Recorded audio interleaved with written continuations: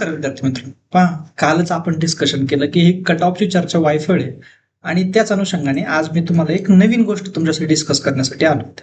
पहा, सर्वप्रथम बऱ्याचशा विद्यार्थ्यांचे फीडबॅक असे आले की सर आमची तयारी चांगली होती, आम्ही जेन्युनली प्रिपेअर करत होतो आणि ट्रस्ट मी माझे खूप सारे मेंटरशिपचे पण विद्यार्थी आहेत आणि त्याचबरोबर काही मित्रपरिवारातले विद्यार्थी आहेत त्यांना मी ओळखतो, ते सुद्धा चांगल्या पद्धतीने प्रिपेअर करून गेले होते. त्यांना 2-2, 3-3 युपीएससीचा अनुभव आहे, एमपीएससीचा राज्यसेवेचा अनुभव आहे. लास्ट असे विद्यार्थी ज्यांना राज्यसेवेला लास्ट टाइम 140-135 मार्क्स, असे विद्यार्थी हार्डली 70-80 मार्क्स सुद्धा स्कोअर करू शकले नाही आणि अशाच विद्यार्थ्यांची संख्या मोठ्या प्रमाणात ह्या वेळेस. सो युपीएससीचा 24 मेला झालेला पेपर, राज्यसेवेचा 31 मेला झालेला पेपर, या दोन्ही पेपरमध्ये अशा पद्धतीची समस्या फेस करणारे विद्यार्थी खूप सारे आहेत की ज्या विद्यार्थ्यांना प्रिपरेशन खूप आहे, नॉलेज आहे, हार्डवर्क आहे, परंतु ते परफॉर्म करू शकले नाही पेपरमध्ये एक्झॅक्टली. त्या पेपरच्या मुवमेंटला ते आपला आउटपुट बेस्ट देऊ शकले नाही. म्हणजे असं झालं की धोनी, सचिन हे बेस्ट प्रॅक्टिस केली त्यांनी, पण पिचवर गेल्यानंतर पहिल्याच बॉलला आउट झाले. ही जी सिच्युएशन आहे ना, ही बऱ्याचशा विद्यार्थ्यांनी फेस केली आणि त्या अनुषंगाने आज मी तुमच्याशी चर्चा करण्यासाठी इथं तुमच्या समोर आलेलो आहे. सो सगळ्यात पहिली गोष्ट म्हणजे ही अशी सिच्युएशन का आली, की असं वाटतंय का की कुठेतरी जे आपले पॅरेंट्स आहेत किंवा जे आपले पियर ग्रुप आहे किंवा जे सोसायटीचं आता सध्याचं जे काही कल्चर चाललेलं आहे सोशल मीडिया, हे कुठेतरी आपल्यावरती एक प्रेशर क्रिएट करत आहे इनडायरेक्टली. आणि तो प्रेशर काय आहे, तर मला यावेळेस झालंच पाहिजे हा प्रेशर. कुठेतरी आपली अंडरस्टँडिंग कमी पडतीये का, कुठेतरी आपल्याला या सोशल मीडियाच्या माध्यमातून या क्लासेसच्या ऍडव्हर्टाइजमेंटच्या दुनियेमध्ये कुठेतरी आपल्याला हे भासवलं जातंय का की तुम्हाला 1 वर्ष ह्या पहिल्याच अटेम्प्ट मध्ये तुम्हाला क्लिअर होणं मस्ट आहे, तुम्ही होऊ शकता. हे फॉल्स गोष्टी काही तुमच्या मनात बिंबवले जात आहे का, आणि याचा इनडायरेक्टली डायरेक्टली तुमच्या मनावरती परिणाम होतोय का, प्रेशर क्रिएट होतोय का, तुम्हाला टेन्शन येतंय का या गोष्टींचं. या गोष्टी कुठेतरी अनालिसिस करण्यासारख्या आहेत. उदाहरण सांगायचं झालं तर तुम्हाला एक गोष्ट समजून घ्यावी लागेल की राज्यसेवेचं आता हे डिस्क्रिप्टिव्हच्या स्वरूपाच्या पेपरचा अभ्यासक्रमाचं जर तुम्हाला प्रिपरेशन करायचं असेल व्यवस्थित, किंवा युपीएससीचं प्रिपरेशन करायचं असेल, तर ही 1-2 वर्षाची गोष्ट नाही राहिलेली. तुम्हाला याला लॉंग टर्म प्लॅन्स पाहिजेत. म्हणजे प्रॉपरली तुम्हाला ऑप्शनल प्रिपेअर करायसाठी 6-7 महिने देणं गरजेचं आहे. तुम्हाला जीएस प्रिपेअर करण्यासाठी पेशंटली वेट करून 1-2 महिन्याची एक जीएस वरती काम करणं गरजेचं आहे. त्यानंतर प्रिलियमसाठी 5-6 महिने डेडिकेटेडली देणं गरजेचं आहे. त्यानंतर पण तुम्हाला कंटिन्जन्सी काही गोष्टी होऊ शकतात आणि हे मग तुम्हाला सेकंड अटेम्प्टला जावं लागू शकतं, थर्ड अटेम्प्टला जावं लागू शकतं. मग ही जी मेंटली आपली तयारी नाहीये याचा प्रेशर कुठेतरी त्या अटेम्प्टवरती क्रिएट होतोय का. सो बऱ्याच वेळा जेव्हा विद्यार्थी येतात त्यावेळेस मला सांगतात, सर मला असं काहीतरी सांगा, मला यावेळेस प्रिपरेशन करायचं, तुम्ही काय पण सांगा, मला जेवढं प्रिपरेशन करायला सांगायचं तेवढं सांगा, मी हार्डवर्क करायला तयार, पण माझं ह्यावेळेस झालंच पाहिजे. पण असं नसतं, झालंच पाहिजे ही प्रक्रिया नसते. ही तुम्हाला तो संयम नावाचा जो प्रकार आहे ना, तो ओव्हरऑल कमी झालेला दिसून येतो. म्हणजे मला आठवतंय मी 6 मेन्स दिले. सो विचार करा, 6 प्रिलियम 6 मेन्स क्वालिफाय होणं, त्यासाठी मी समजतो की माझ्याकडे तो संयम आहे. तुम्हाला तो संयम ठेवावा लागेल. बट ही गोष्ट ही तितकेच तथ्य आहे या गोष्टीमध्ये की सगळ्यांचे फायनान्शियल कंडिशन्स अशा पद्धतीने नाही की घरून त्या पद्धतीने सपोर्ट केला जाईल. खास करून मुलींच्या बाबतीत असं जास्त करून आढळून येतं की 2-3 वर्ष झाल्यानंतर साधारणतः लग्नाचा विषय काढला जातो किंवा घरी येण्याचा विषय काढला जातो एटसेट्रा. मग यावरती काय आहे, तुम्ही कॉल घ्या, परंतु हे प्रिपरेशन क्विट करा किंवा हे प्रिपरेशन मध्ये प्रेशर घ्या, या पद्धतीने आता इथून पुढे प्रिपरेशन होणं पॉसिबल नाहीये.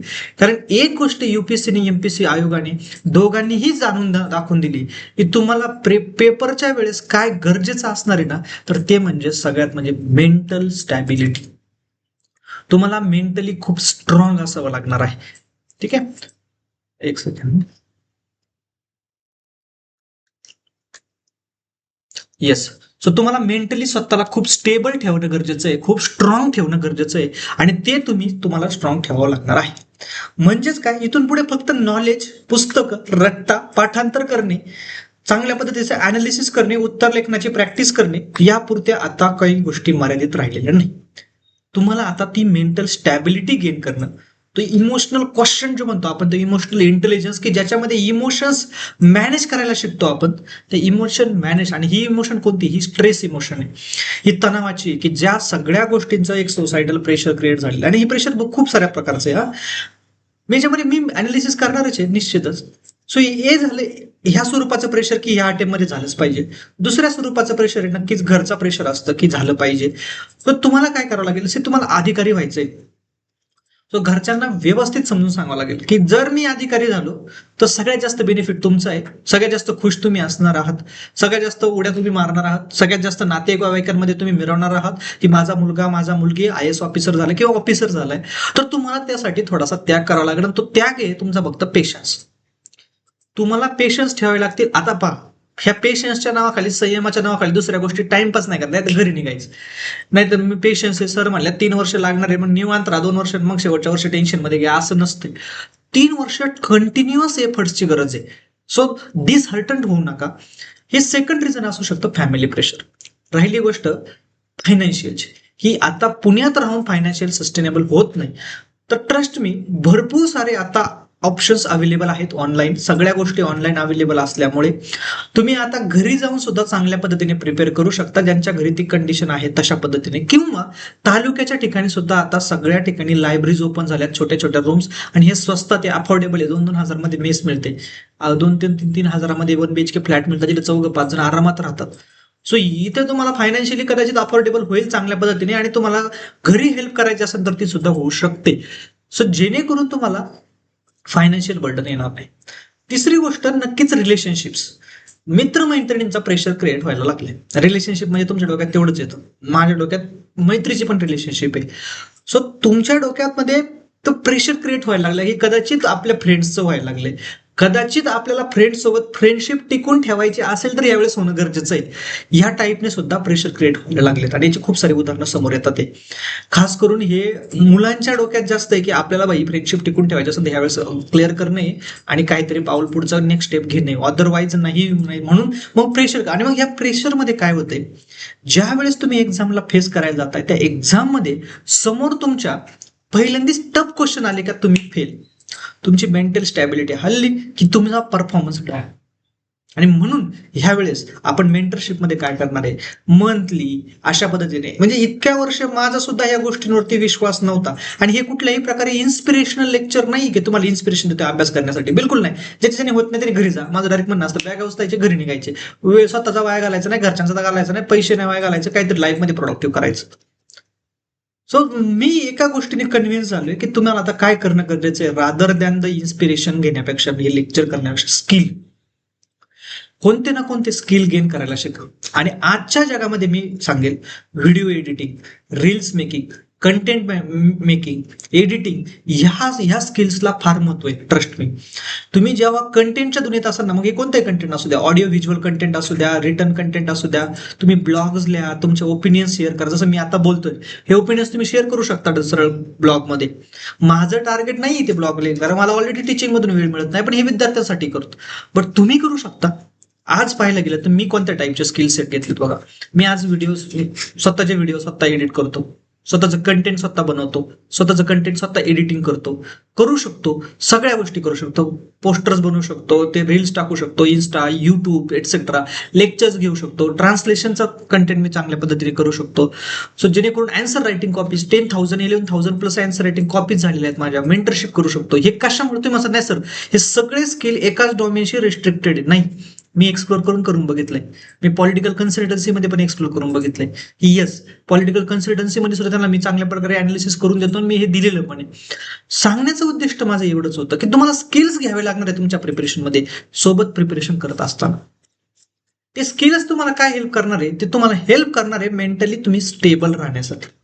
की तुम्हाला कुठेतरी असं वाटेल की भाई हे काही दुनिया नाहीये, यावेळेस प्रिलियम मध्ये नाही झालं, हरकत नाही, मी रेडी आहे, माझ्याकडे अल्टरनेटिव्ह ऑप्शन्स अवेलेबल आहे. या कॉन्फिडन्सनी तुम्ही जेव्हा जाल, तेव्हा कदाचित तुमचा तो कॉन्फिडन्स तुम्हाला एक्सेल करायला हेल्प करेल. आणि हे मी उदाहरणासह प्रूव्ह करून देईन.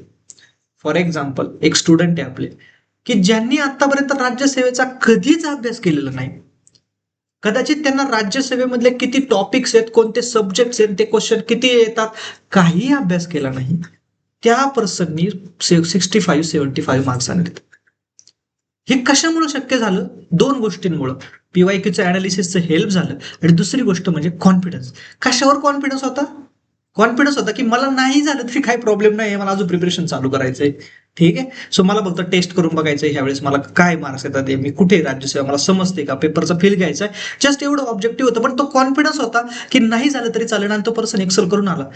तुम्ही म्हणता 65-75 फार मार्क्स झाले का? जे थरोली प्रिपेअर करतात ना ते विद्यार्थी यावेळेस 65-75 मार्क्स आणू शकले नाहीत. त्याच्या कम्पेरेटिव्हली ज्या विद्यार्थ्याला सब्जेक्ट पण माहित नाही, तो असाच गेलेला आहे, जस्ट 2-3 क्वेश्चन पेपर चाळून बघितलं, त्या आन्सर्स काय असतील आणि मग जाऊन एक्झाम दिली, त्याला एवढे मार्क येतात ना, ट्रस्ट मी, खूप चांगले मार्क्स. सो हे चर्चेचं कारण, ते तुमच्यासोबत आजचं डिस्कशनचं कारण हेच होतं. आणि मग याच्या संदर्भात मी काय करू शकतो, मी कशी हेल्प करू शकतो, तुमचे मेंटर म्हणून तुमची कशी हेल्प करू शकतो, मला नक्की सांगा. मला कनेक्ट व्हा. तुमच्या काय समस्या असतील तर सांगत चला, नो प्रॉब्लेम. मी नाही, मग गरजेचं नाही मला सगळ्या गोष्टी तुम्ही बर्डन माझ्यावर शिफ्ट करा.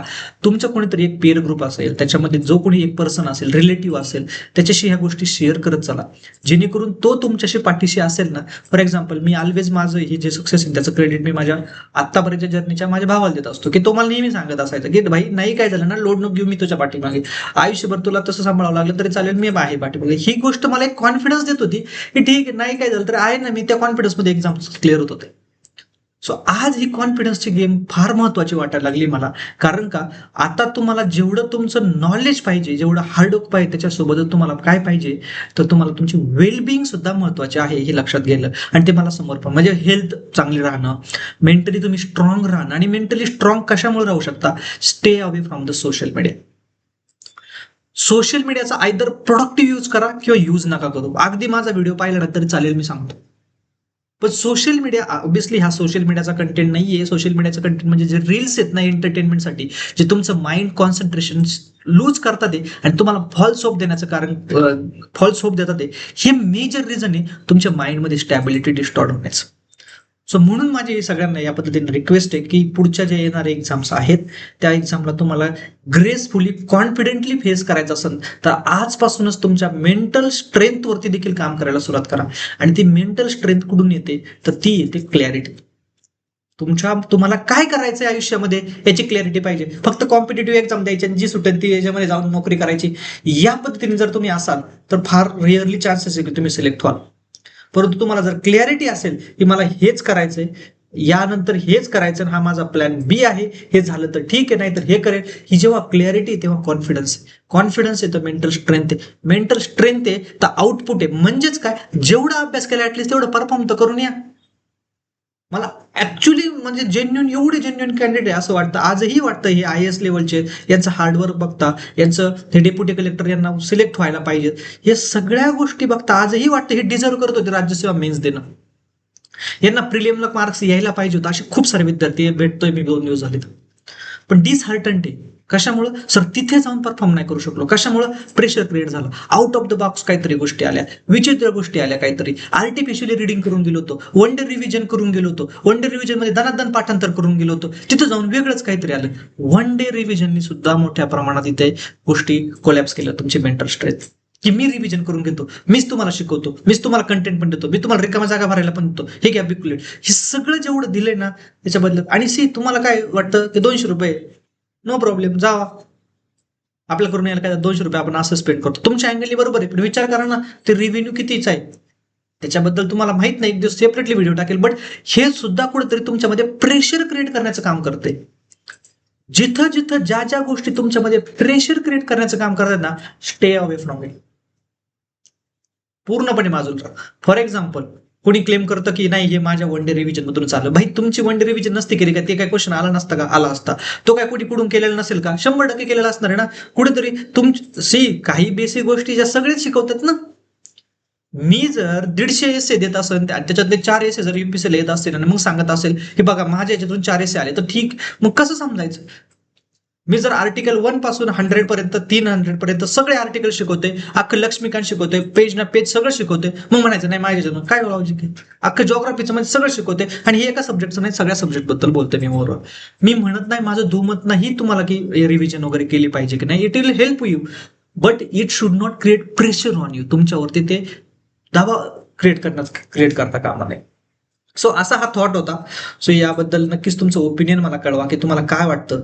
की किती सारे विद्यार्थी असे आहेत की जे ऍक्च्युली चांगल्या पद्धतीने प्रिपरेशन केलं होतं, चांगल्या पोझिशनमध्ये होते, पण तिथं जाऊन ते रेप्लिकेट करू शकले नाही, परफॉर्म करू शकले नाही. आणि हेही कळवा की किती सारे विद्यार्थी असे होते ज्यांनी कॉन्फिडेंटली जाऊन पेपर लिहिला आणि चांगला स्कोर आलाय. नक्कीच मी तुमच्या कमेंटची वाट पाहिजे. Thank you so much. भेटूया अशाच एका प्रकारच्या टॉपिकसह नेक्स्ट सेशनमध्ये. Thank you so much.